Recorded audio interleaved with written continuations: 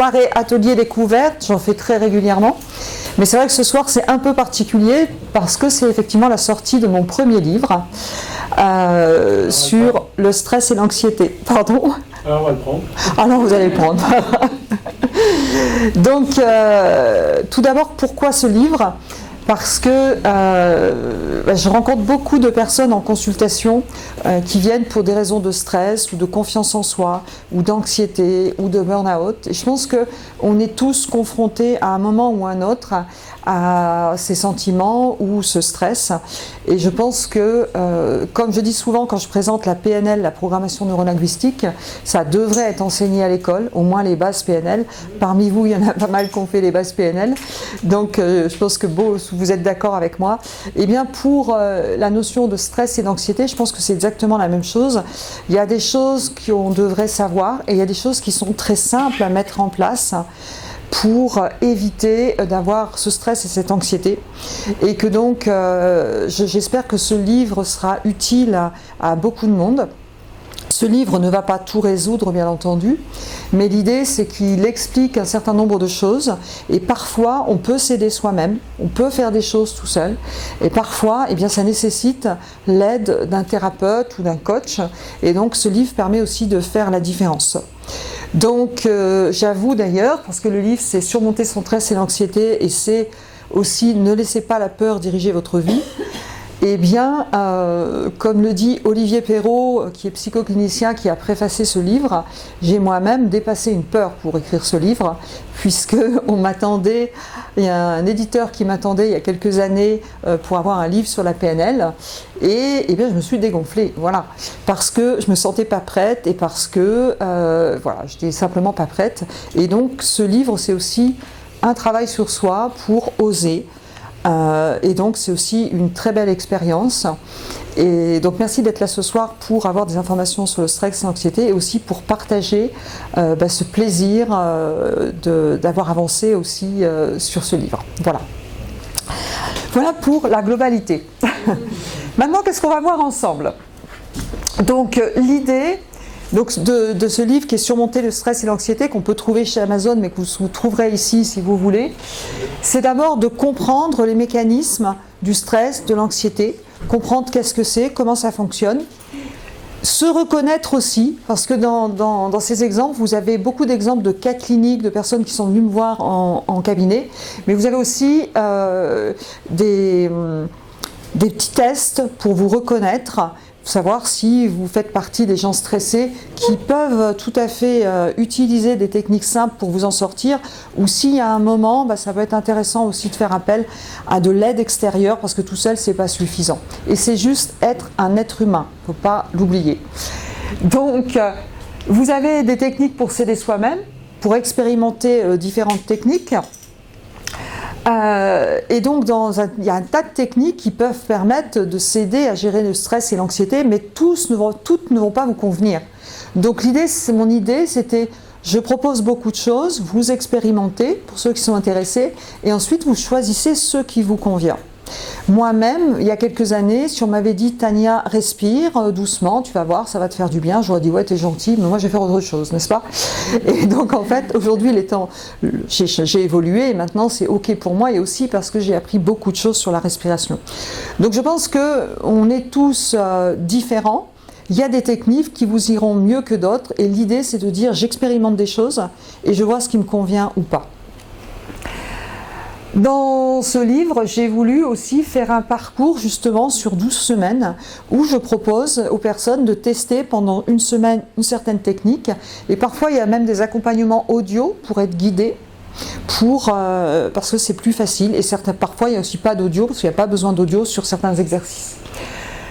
Et puis vous trouverez aussi dans ce livre des données du DSM-5. Le DSM-5 c'est un livre de référence en psychopathologie qui vous permet de vous retrouver, vous dire ok, si je coche tel critère, peut-être que je suis concerné par une phobie ou une anxiété sociale ou quelque chose, et dans ce cas c'est quand même bien de me faire accompagner par un thérapeute, et il existe des thérapies brèves. C'est-à-dire que ce n'est pas parce qu'on se fait accompagner que ça va durer 10 ans. Ça, il faut le savoir aussi. Thérapie brève, ça ne veut pas dire non plus que tout se règle en une séance, même si parfois c'est le cas, notamment dans le cas de phobie simple. Mais ça veut dire qu'une dizaine, une quinzaine de séances, il y a beaucoup de choses qui peuvent être réglées. C'est un petit peu aussi le message que je donne dans ce livre, parce que j'ai des personnes qui viennent me voir pour des peurs, et qui, la moyenne, je l'écris d'ailleurs dans ce livre, des personnes qui ont des peurs, voire des phobies, ils mettent 7 ans avant de consulter. D'accord ? Donc 7 ans où ils auraient pu parfois régler un problème en une seule séance. Bienvenue. Donc voilà aussi, c'est pour ça que j'ai écrit ce livre aussi. Donc, comment ça se passe cette soirée ? Vous avez vu, c'est une soirée spéciale. Donc ça, c'est quand même hyper important, n'est-ce pas ? Donc c'est après cette conférence, ne partez pas tout de suite, puisque derrière, on va fêter ça ensemble. Et puis, ceux qui sont intéressés, il y aura des dédicaces. Voilà. Qu'est-ce qu'on va voir ensemble ce soir ? Qu'est-ce que le stress ? Globalement, c'est quoi le stress ? Les différents facteurs du stress, et je vous inviterai à réfléchir sur vous, sur vos facteurs de stress ou d'anxiété. Sur quoi est-ce qu'on peut agir ? On le verra. Alors, je ne vais pas tout vous expliquer, vous trouverez tout dans le livre, hein. Mais on va aller détailler un outil parmi les 12 proposés. Et puis aussi, on peut échanger quand est-ce que vous voulez voir effectivement un thérapeute quand c'est utile. Donc, c'est quoi le stress pour vous ? Alors, le stress, je donne souvent un exemple. Qu'est-ce que vous ressentez quand on est un petit peu stressé ? Dites-moi comme ça, qu'est-ce que vous ressentez quand vous êtes stressé ? Une pression ici. Une pression là, ouais. Le cœur qui boum, boum, boum, boum. Ok. Des bouffées de chaleur en général, tout ce genre de choses. Et bien effectivement, ça fait partie du stress aigu. On le remarque parce que c'est aigu. Et il faut savoir que la réaction au stress naturel est une réaction complètement physiologique. Le stress est là pour nous adapter à notre environnement. Et je prends souvent cet exemple qui m'a été conté par le docteur Charlie Kingi, dont on parlait tout à l'heure, que je cite d'ailleurs dans ce livre. Imaginez qu'une souris voit un chat. Eh bien, qu'est-ce qui se passe chez la souris ? Automatiquement, elle a une bouffée d'adrénaline, son cœur s'emballe, elle respire plus vite. L'idée, c'est simplement d'apporter de l'oxygène à ses membres inférieurs et à son corps pour pouvoir fuir ou attaquer. Je lui propose plutôt de fuir, à la souris, elle fait ce qu'elle veut, mais bon. Et surtout pas de réfléchir. Parce que si elle réfléchit, j'y vais pas, elle se fait croquer la souris, on est d'accord ? C'est pour ça aussi d'ailleurs qu'on perd ses moyens quand on est très stressé. Le syndrome de la page blanche, le jour de l'examen, c'est exactement ça. Je suis en stress. Alors là, mon chat, c'est pas, y a pas de chat, mais c'est les histoires que je me raconte dans la tête. C'est qu'est-ce qui va se passer ? Est-ce que l'examinateur va être sympa ou pas ? Est-ce que j'ai le niveau, etc. Et ça fait exactement la même chose. C'est-à-dire que votre cœur s'emballe et que vous perdez vos fonctions cognitives, c'est-à-dire la façon de réfléchir. Donc, le stress à la base, c'est un syndrome, c'est un système adaptatif pour s'adapter à l'environnement, tout simplement. Et qui agit dans le cas du stress, c'est cette partie du cerveau, c'est notre cerveau reptilien ou notre système limbique. Le système reptilien, c'est le plus ancien cerveau, et le système limbique, c'est le cerveau des émotions. Et quand je suis trop stressée, justement, le néocortex, c'est la dernière partie du cerveau chez l'être humain qui est censée nous faire réfléchir. Bien, quand on voit ce qui se passe aujourd'hui, on se demande s'il y a toujours un néocortex. Je n'ai pas pu m'en empêcher, je suis désolée. Mais en tout cas, quand on est trop stressé, on n'y a plus accès. D'accord ?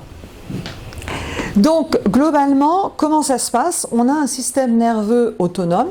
Et dans notre système nerveux autonome, on a le système sympathique qui nous fait réagir face, par exemple, à la vue d'un serpent ou quelque chose, parce que la réaction mécanique nous fait fuir, ou on a un système parasympathique qui est là plutôt pour nous faire relaxer. D'accord ? Et donc ce système, il est toujours comme ça, il n'est jamais stable, il est très rarement à l'équilibre, parce qu'on a toujours besoin du système sympathique et parasympathique. D'accord ? C'est-à-dire, par exemple, vous vous levez de votre chaise, vous avez besoin d'un coup du système sympathique. D'accord ? Et le système parasympathique, bonjour, va nous permettre de nous ressourcer. Eh bien, le parasympathique, c'est celui qu'on active quand on est plutôt cool, quand on est plutôt en relaxation. et ça nous permet de nous réparer, de récupérer de l'énergie. Et le système sympathique, c'est celui qui nous permet la fuite ou le combat, ou mobiliser l'énergie vers l'extérieur. C'est OK pour vous? Donc, on retrouve ici le système nerveux autonome, et effectivement, ce que vous avez dit est vrai. Quand on a un stress aigu, eh bien, tout de suite, eh bien, on va avoir le système sympathique qui s'active. On salive plus, donc on digère plus, parce que c'est pas le moment de digérer, c'est le moment de fuir ou d'attaquer. Nous réagissons absolument comme des animaux. Nous ne sommes que des animaux sociaux, disait Socrate. Le cœur s'accélère, les bronches se dilatent. On bloque la respiration, la digestion, c'est pour ça que j'ai une boule à l'estomac et que je ne digère pas. La stimulation de glucose par le foie, sécrétion d'adrénaline, on bloque la vessie, etc. Donc il se passe tout un système hormonal quand vous avez un stress aigu. Et sachez que quand vous avez une petite bouffée de stress aigu, tout ça et encore d'autres hormones se mettent en route pendant 5 heures. D'accord ? 5 heures. Et on ne le sent pas forcément. On sent le coup d'adrénaline au départ, mais après le reste, on n'imagine pas tout ce qui se passe dans notre corps. Il y a 3 étapes au stress. On a la phase d'alarme. Vous avez une réaction, quelqu'un qui veut vous attaquer, etc. Vous avez une phase d'alarme qu'on a décrite. Si ça dure longtemps, ce stress, imaginez, vous avez un facteur de stress autour de vous. Vous êtes par exemple au niveau de l'entreprise ou ailleurs, et vous avez du bruit constant, ou vous vous sentez agressé constamment, ou vous êtes, il y avait des gens qui travaillent dans le social. Alors effectivement, ils sont toujours en prise avec des personnes qui sont en difficulté, qu'ils aimeraient aider, mais se sentent un peu impuissants pour pouvoir les aider.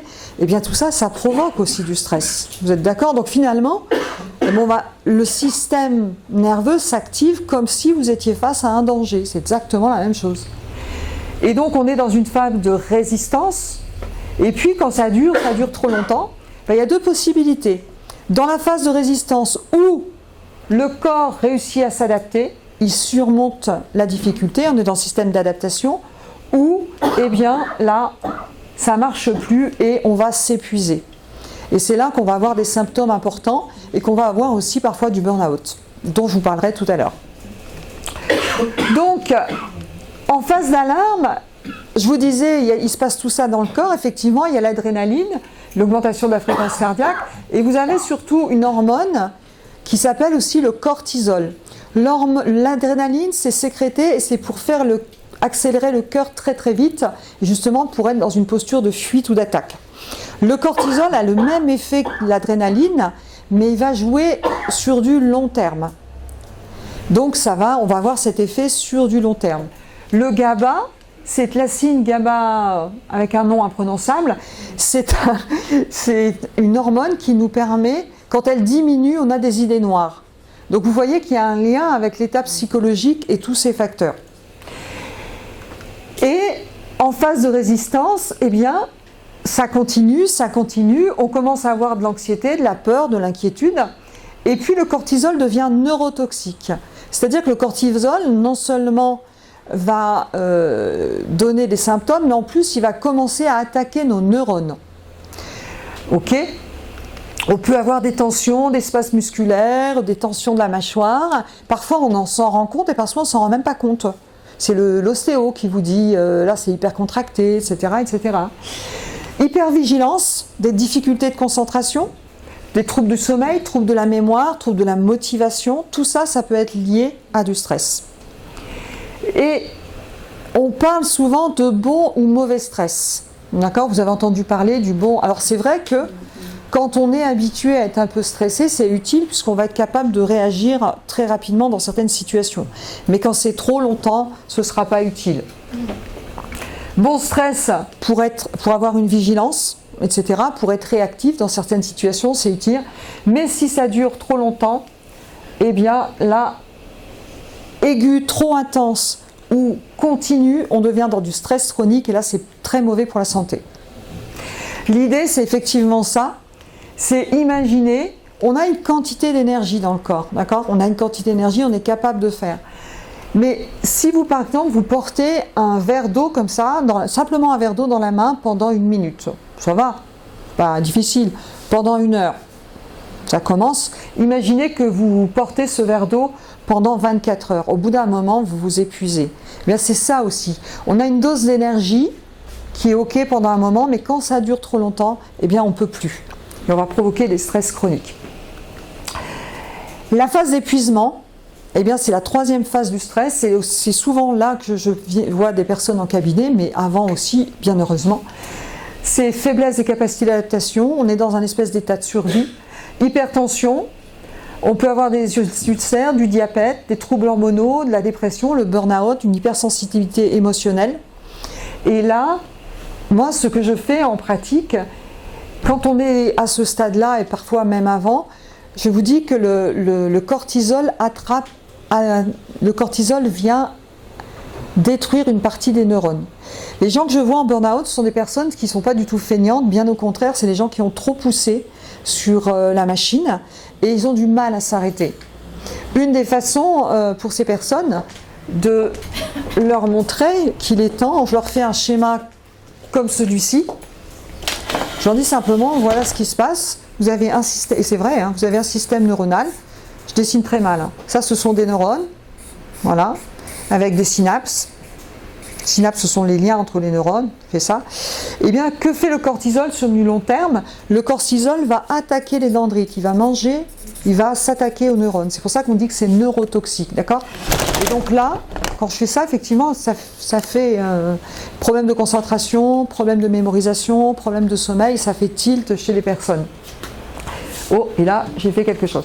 Il y a des études qui prouvent vraiment que j'ai avancé, que vraiment on a une destruction au niveau de l'hippocampe. L'hippocampe, c'est la zone de la mémoire, notamment sur les neurones. Quand il y a la dépression, bien sûr, mais le stress aussi très fréquent. Ça se prouve aujourd'hui au niveau des neurosciences. La bonne nouvelle, quand même, il y en a, hein, c'est que ça peut changer. La bonne nouvelle, c'est que on peut, à 25 ans, avant, on disait on perd des neurones et puis ça disparaît. C'est inquiétant quand même à mon âge, 57, ça craint. Hein. Donc, c'est vrai, on en perd.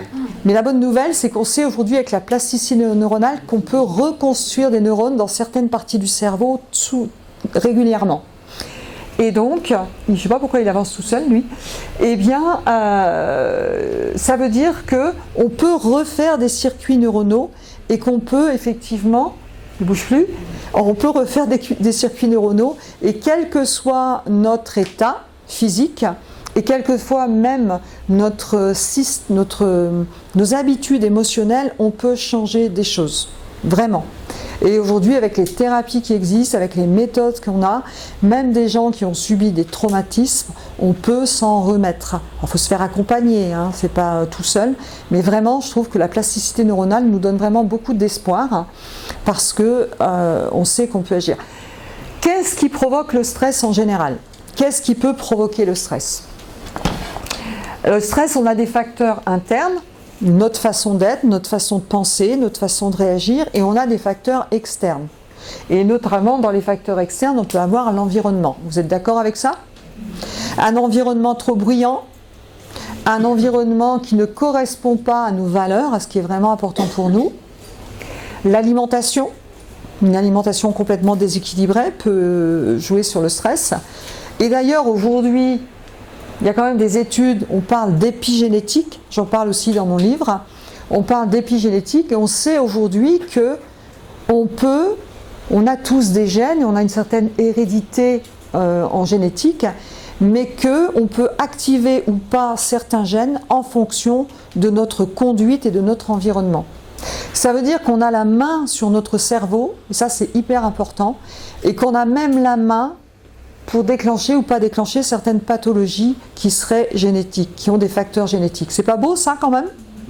Et là, sur l'épigénétique, moi je vous invite à lire des choses, c'est quand même incroyable. Ça veut dire qu'on n'est pas forcément victime de la génétique ou victime d'un état émotionnel. Alors qu'est-ce qui peut effectivement favoriser, est-ce que vous voyez correctement ici le stress? Eh bien, il y a plein de choses. Je peux être stressée parce que je manque de compétences. Je suis dans un job, on me demande de maîtriser Excel parfaitement et puis je n'ai pas les compétences et je sens que je ne vais pas être à la hauteur. Ou j'ai pas les compétences en termes de communication. J'ai pas les compétences en termes de communication. On me dit quelque chose, je sais pas répondre, ou je sais pas m'affirmer, ou je sais pas dire non. Et puis je vais tomber dans des biais où je vais faire des trucs qui ne me conviennent pas. On peut avoir une alimentation où on manque d'oméga 3, où on manque de magnésium, où on n'a pas une alimentation complètement équilibrée. On peut avoir des objectifs, mais complètement inadaptés à la réalité, beaucoup trop haut, ou être très très exigeant avec soi-même. Bref, il y a un tas de choses. On peut aussi avoir un problème de santé, qui va reprovoquer du stress, je l'explique aussi dans le livre. Ça peut être aussi un cercle vicieux. Et puis nos pensées, ce sur quoi on focalise notre attention, par exemple. Il y a d'autres facteurs, ce ne sont que des facteurs. Et donc, en fait, il y a souvent un schéma que je présente dans les bases PNL. Les personnes qui sont là vont retrouver ce schéma assez facilement pour ceux qui sont venus en PNL avec moi. Notre cerveau, on pourrait le comparer à un ordinateur quelque part. Et ce qui se passe souvent, c'est qu'il se passe quelque chose, il y a un fait, et on va interpréter la situation. Alors, prenons un exemple concret, et je ne prendrai pas le même que d'habitude. Alors, imaginons, j'ai pensé à un autre exemple tout à l'heure, je suis en train d'oublier. Je vous prends un exemple. On m'annonce par exemple que j'ai un problème de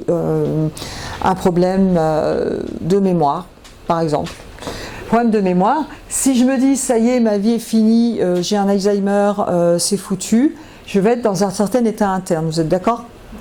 Si je me dis, ok, je dois manquer de magnésium, je vais aller me restructurer, réparer tout ça, prendre du temps pour moi, je vais avoir un autre type d'état interne. Vous êtes d'accord avec ça ? Souvent, on se rend compte que allez-y, je vous en prie. On se rend compte que les états internes, ce que je ressens, mes émotions, sont rarement liés à la réalité factuelle, c'est surtout lié à la façon dont j'interprète les choses. Est-ce que vous êtes tous d'accord avec moi ? Et notre cerveau ne fait qu'interpréter, tout le temps. Il fonctionne comme ça. Si vous venez un jour en PNL, pour ceux qui sont déjà venus, on fait des omissions, des distorsions. On ne fait que ça, c'est comme ça que notre cerveau fonctionne. Et dans tout ça, qu'est-ce qui fait que notre cerveau interprète ? Notre cerveau interprète la réalité en fonction de notre passé, en fonction de mes apprentissages passés, en fonction de mes expériences passées et des conclusions que j'ai tirées à propos de ces expériences. En fonction de mes croyances et de mes valeurs, mon cerveau va interpréter un certain nombre de choses. Vous êtes OK ? Ce qui va influencer mon état interne, ce qui va influencer mon comportement. Tout ça pour arriver à où est-ce que je vais agir quand je suis dans le stress. Je vous donne un autre exemple. Un exemple que j'ai cité dans le livre, l'exemple de Thomas. Donc parfois, on se rend compte de nos interprétations, on se rend compte de nos pensées et on va voir qu'on peut agir sur nos pensées.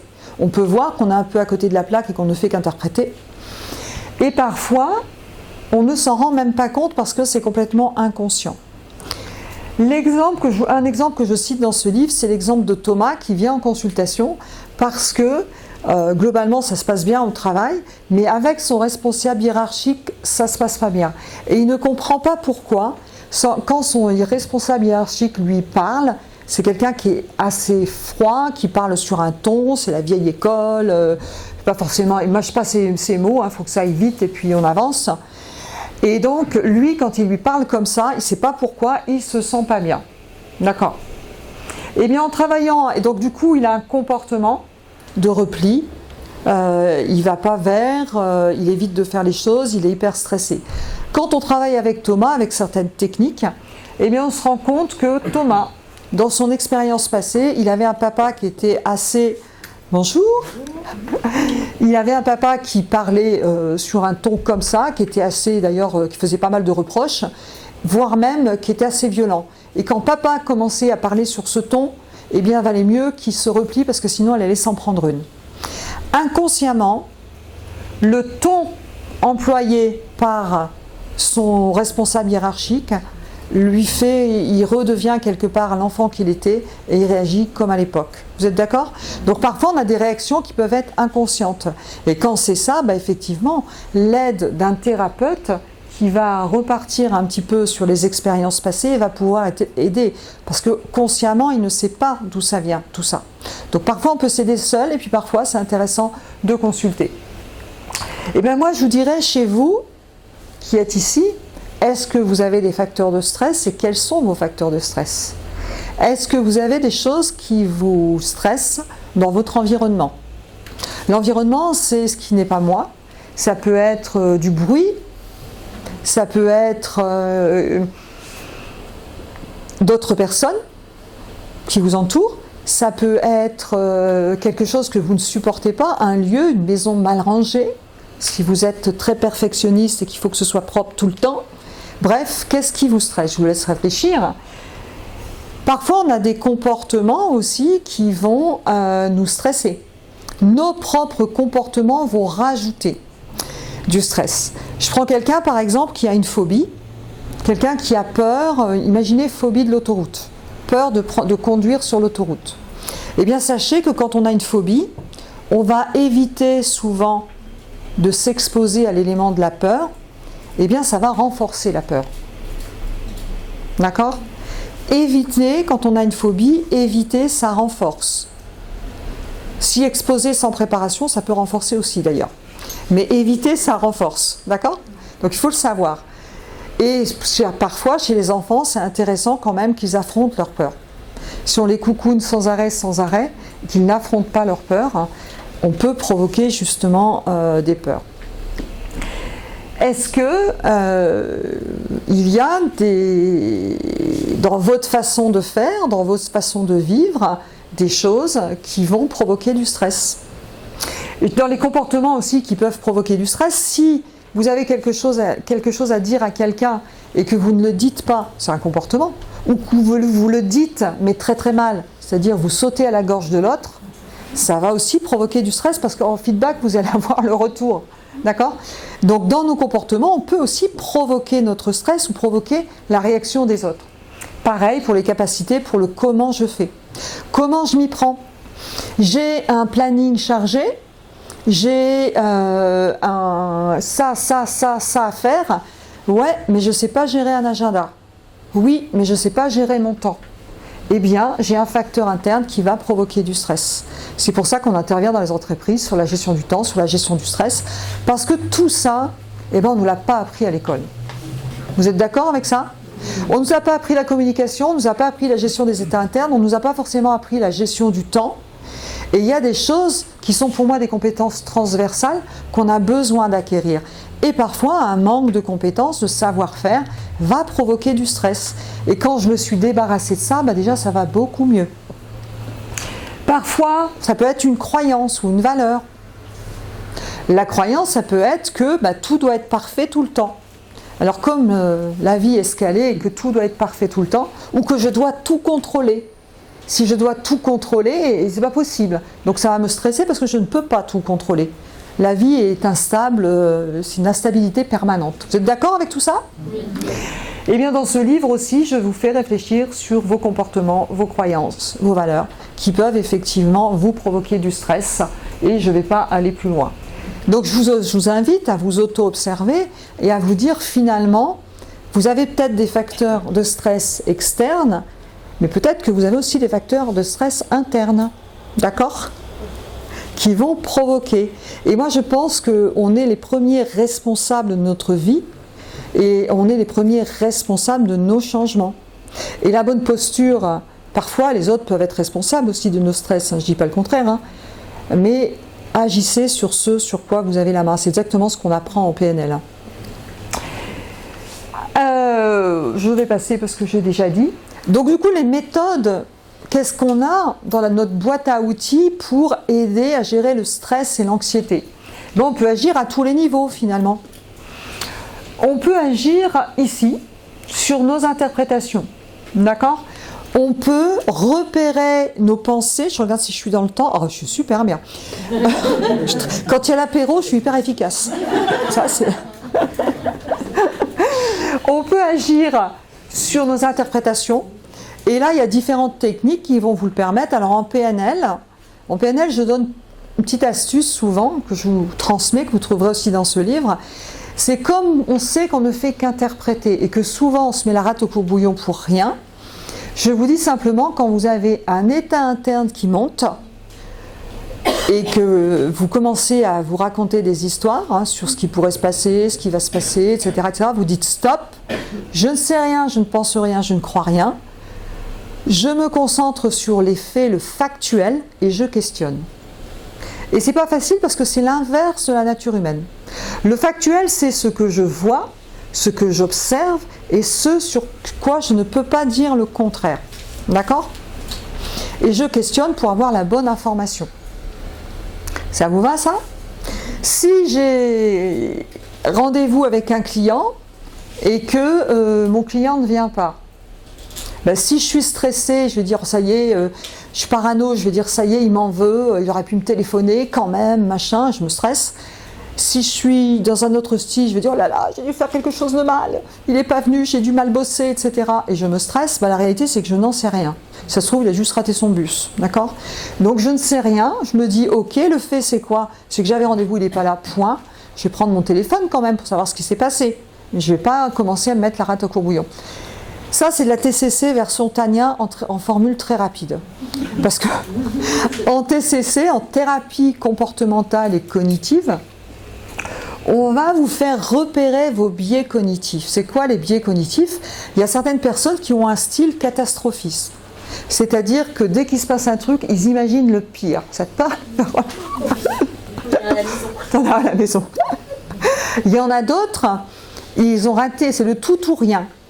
Ils ont raté un interro, par exemple, et là, ils ont l'impression qu'ils vont rater tout leur examen.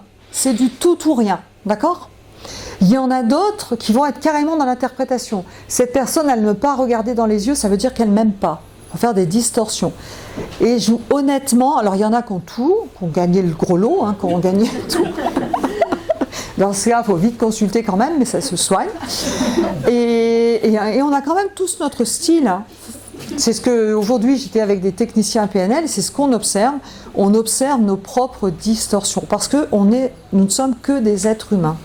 Et même quand on travaille sur nous, on peut parfois tomber dans des pièges. Ça m'arrive encore de tomber parfois dans des pièges, je me reprends vite après. Mais ça m'arrive parce que nous sommes des êtres humains. Vous êtes d'accord avec ça ? Alors en TCC, on va vous apprendre, et c'est aussi ce que je vais vous montrer dans le livre, c'est quoi vos caractéristiques à vous, vous allez vous reconnaître, et ensuite j'apprends à les repérer ces pensées, et à les remettre en question, en disant c'est juste, c'est pas juste, qu'est-ce que je suis en train de faire ?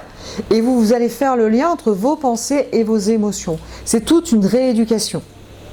C'est pour ça que je dis je ne crois rien, je ne pense rien, je ne sais rien, c'est de la thérapie TCC rapide, parce que il y a tous les biais cognitifs en un. Mais voilà, vous découvrirez ça dans le livre si ça vous intéresse. On peut, donc ça s'appelle les 5 colonnes de Beck, qui est un outil thérapie comportementale et cognitive pour jouer sur l'anxiété. On peut agir sur nos croyances. Parce que nos croyances vont avoir un effet sur nos états internes. Si j'ai un entretien d'embauche et que je crois que la personne en face, elle est là de toute façon pour me piéger, et que je crois que la vie est mauvaise et que de toute façon ça ne va pas marcher, je ne vais pas être dans le même état interne que si je crois que l'entretien d'embauche, c'est un entretien, je vois si le poste me convient et je vois si l'entreprise me convient. Vous voyez, je n'aurai pas le même état d'esprit. Donc on peut travailler sur nos croyances, et puis dans les croyances qui sont lourdes et qu'on va pouvoir travailler, donc là, surtout en thérapie, c'est je ne suis pas quelqu'un de bien, c'est je ne vaux pas la peine d'être aimé, c'est les autres sont toujours mieux que moi. Là, vous changez de tête, je vois à votre tête. On a tous eu ça dans notre vie, nous sommes des êtres humains. Entre, je t'en prie. Et donc, l'idée, c'est de savoir qu'on peut dépasser ça. Aujourd'hui, il y a des outils qui nous permettent de dépasser tout ça. Un peu le message que j'ai envie de vous donner. Et donc là, effectivement, quand on est sur ces croyances limitantes, il y a des choses qu'on va pouvoir reconsidérer tout seul. On va dire, on se regarde dans les yeux et on dit non, ça ne tient pas la route ce que je me raconte là depuis 20 ans, c'est bon, je vais passer à autre chose. Et puis parfois, on a beau se dire c'est bon, je vais passer à autre chose, c'est quand même bien ancré, parce que c'est bien imprimé dans le cerveau, parce qu'on a vécu des trucs étant enfant ou autre, où on a tiré ses conclusions et elles ne s'en vont pas. Là, consultez un thérapeute qui va vous aider à dépasser ça. D'accord ? Ensuite, on peut agir bien sûr sur nos croyances, nos valeurs, sur nos expériences de vie. On a des expériences de vie dans notre passé qui ont été source de ressources, et on a des expériences de vie dans notre passé qui ont été source de doutes sur soi, de doutes sur la vie. Eh bien, on a des outils aujourd'hui, que ce soit en PNL, en hypnose et dans d'autres techniques, où on peut remonter sur nos expériences passées et on va pouvoir, on ne va pas changer l'expérience, elle a existé, mais on peut changer le regard sur l'expérience. D'accord ? Je vais rentrer un petit peu plus dans le détail pour vous dire à quel point c'est important. Aujourd'hui, avec les neurosciences, on sait des choses qu'on ne savait pas il y a quelques temps. Avant, on avait des outils, par exemple en hypnose, on avait des outils comme les scénarios réparateurs. On savait que ça marchait, on ne savait pas exactement pourquoi ça marchait. Les scénarios réparateurs, c'est quoi ? Alors ça a été utilisé, par exemple, ça a été utilisé même dans l'affaire du trou et des gens qui ont vécu des choses vraiment horribles. On va repartir dans le passé, on va vivre des scènes, mais en imaginant des ressources ou des choses qui se sont passées autrement. Alors si je suis cartésien, je vais me dire non mais c'est pipeau ton truc, tu sais bien que ça ne s'est pas passé comme ça. Et quand on connaît la neuroscience, on sait pourquoi ça marche. On a au niveau de notre mémoire plusieurs choses. On a la mémoire vive, c'est un petit peu comme si quand vous tapez un document sur Word, d'accord ? Vous tapez un document, vous enregistrez pas, il y a une panne d'électricité, l'ordinateur s'éteint, vous perdez tout. Vous êtes d'accord ? Pour que les éléments s'inscrivent dans notre mémoire à long terme, on parle de mémoire de consolidation. Il y a un circuit pour que ça se consolide et pour que ça s'enregistre. Dans les éléments qui enregistrent, il y a notamment la répétition et entre autres les émotions. C'est très simple ce que je vous dis. J'explique aussi dans le livre de façon très très simple. Et aujourd'hui, on sait qu'il existe aussi la mémoire de reconsolidation. C'est-à-dire que quand je reparle d'un souvenir, de quelque chose qui m'est arrivé, et que j'y rajoute, même en imagination, des choses différentes, mon cerveau le réintègre la nuit avec les nouvelles données. Et c'est pour ça que c'est efficace. C'est pour ça que je peux, quelles que soient les choses qui me sont arrivées dans ma vie, je peux retravailler dessus, je peux m'en sortir, je peux rebondir. Ça vous parle ? C'est pour ça que répéter toujours la même chose en aggravant le problème, ça ne va pas vous aider par contre. Ça c'est sûr. C'est pour ça qu'on peut avoir des faux souvenirs. Et que parfois on peut même imaginer avoir vécu des trucs qui sont complètement faux parce qu'on se les est racontés en boucle de façon négative. Mais on peut aussi utiliser cette belle qualité du cerveau pour guérir des choses. Ça va, c'est pas trop abstrait ce que je vous raconte ? Donc ça donne de l'espoir, non ? C'est tout ça que j'ai envie de faire passer dans ce livre. C'est si vous avez des choses, restez pas comme ça. Faites ce qu'il faut pour vivre bien, vous y avez le droit. Donc on peut travailler là-dessus et on peut travailler sur nos états internes, bien entendu.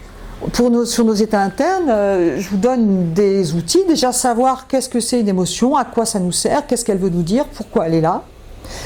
Savoir aussi, du coup, faire un ancrage de ressources. Je vous présente dans ce livre aussi la méthode Tipeee. C'est une méthode de pleine conscience flash qui permet de régler des choses très rapidement au niveau émotionnel, de retrouver en 2 minutes un calme émotionnel très rapide, très utile avec les enfants, vraiment très très utile. La cohérence cardiaque dont on va parler tout à l'heure, le mindfulness, c'est la méditation en pleine conscience, parce que quand vous êtes ici dans l'instant présent, n'est-ce pas, si je concentre là, si je me concentre sur le poids de mon corps sur le sol, qui tient encore debout avant l'apéro, c'est bien. Donc, je suis ici. Mais si, souvent le stress, c'est quoi ? C'est j'envisage le pire pour l'avenir, ou je rumine le passé. D'accord ? Mais rarement, quand je suis dans l'instant présent, si je suis en contact avec ça que je tiens, que je suis en contact avec mes 5 sens, souvent, j'ai pas de stress. Donc la méditation, je vous fais très simple, hein, c'est un peu plus complexe que ça, mais la méditation en pleine conscience, globalement, c'est revenir dans l'instant présent. Et il y a plein de façons de revenir dans l'instant présent. Dans ce livre, je vous fais des exercices guidés pour revenir dans l'instant présent. On vous donne des petites astuces pour revenir dans l'instant présent. On peut revenir dans l'instant présent simplement en focalisant son attention sur la respiration. Ça va ? Un petit mot, le mot de la fin, et je suis dans les temps. Ah, je suis très très fière de moi. Hein.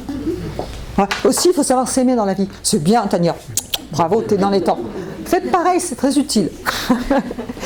Donc, la cohérence cardiaque, j'en parle dans ce livre aussi. La cohérence cardiaque, s'il y avait un outil en dehors de la PNL et des autres choses qui est pratico-pratique et que vous pouvez utiliser très facilement, c'est la cohérence cardiaque.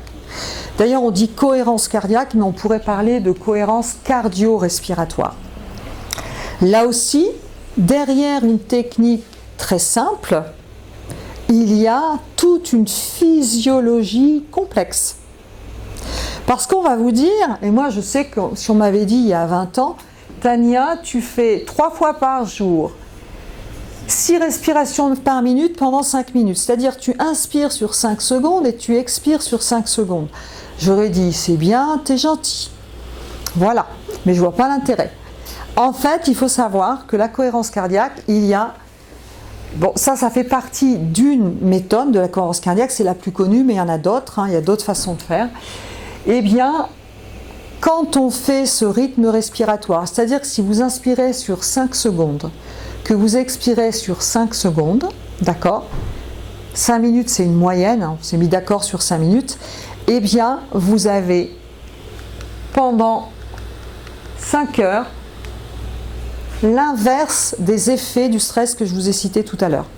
C'est-à-dire que pendant 5 heures, vous avez le parasympathique qui s'active, une diminution de la fréquence cardiaque, une diminution de l'adrénaline, une augmentation de la DHEA. Vous savez ce que c'est la DHEA? C'est l'hormone du vieillissement. Alors moi je fais de la cohérence cardiaque à fond. Hein. À mon âge, il faut y aller. Et oui, parce que le stress, ça ride. Une impression parfois de détente. Alors ce n'est pas de la relaxation. Il y a une différence entre un état de cohérence cardiaque et un exercice de relaxation. Quand on est à ce rythme-là, sans entrer trop dans les détails, au niveau de notre système, notre corps, il y a un système d'homéostasie. C'est-à-dire que notre corps va prendre plein de constantes, et il va essayer d'équilibrer qu'on ait toujours une tension artérielle entre ça et ça, qu'on ait toujours une fréquence cardiaque à peu près là-dedans, que la température du corps soit à peu près dans une certaine marge, d'accord ? Il y a ce qu'on appelle des constantes, c'est pas pour rien qu'on les appelle les constantes. Et notre corps doit s'adapter sans arrêt. Mais à l'intérieur, je vous explique pas le bazar, parce qu'il y en a des paramètres à mettre en place. Eh bien, il se trouve que vous avez plusieurs paramètres, pour faire très très simple, qui entrent en jeu. Quand vous avez votre tension, si je m'assois et que je me mets debout, eh bien ici par exemple, le cœur est obligé de s'accélérer pour me donner un petit peu d'énergie. Et ici, vous avez des barorécepteurs qui enregistrent ce changement de pression. Donc, ces barorécepteurs vont agir sur mon cœur et agir sur ma respiration. Et alors, au niveau respiratoire, il se passe des trucs. J'inspire, il y a un changement de pression à l'intérieur. Et alors là, vous avez d'autres capteurs qui vont dire « Oh là, il se passe quelque chose », qui va remettre en route un autre système pour réguler tout ça. Bref, c'est le bazar. Mais au rythme, ce qui a été découvert, c'est qu'au rythme de 5 inspirations sur 5, qu'une expiration sur 5 secondes et qu'une expiration sur 5 secondes, vous équilibrez votre système sympathique et parasympathique et vous êtes dans un état de cohérence cardio-respiratoire qui n'est pas physiologique, enfin qui est physiologique, qui est volontaire et recherché, qui est rarement atteignable naturellement. Ça va pour les explications? J'ai fait simple parce que quand on comprend ça, il faut 2 jours pour expliquer ça. Donc cette respiration, j'inspire sur 5 secondes, j'expire sur 5 secondes, n'est pas de la relaxation. Ce n'est pas de la relaxation. Il y a 15 000 études scientifiques. Si vous pratiquez de la cohérence cardiaque régulièrement, il vaut mieux le faire assis qu'allongé, mais il vaut mieux allonger que rien. Eh bien, à moyen terme, vous avez augmentation du DHEA, c'est intéressant même dans le diabète, augmentation des immunoglobulines, donc vous chopez moins d'infections, plus enfants. Je vais passer sur le détail, vous trouverez tout ça dans le livre si ça vous intéresse. Sur du long terme, etc. Oh non, c'est l'apéro, c'est après. Vous avez plus de mémoire, moins de problèmes de sommeil. Et il y a des études qui montrent l'intérêt dans le diabète, qui montrent l'intérêt dans l'hypertension, qui montrent l'intérêt dans les problèmes cardiaques. Et j'ai terminé, donc je vous écoute.